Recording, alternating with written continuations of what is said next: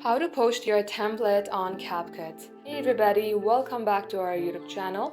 In today's video, you will learn how you can post your template in Capcut.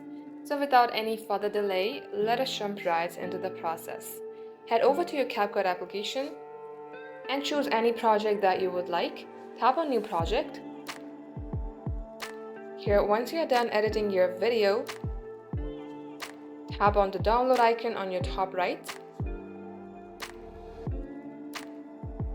And once you're done downloading or exporting your video, if you are a pro user of Capcut, you will be able to see an option of share this video or project as a template.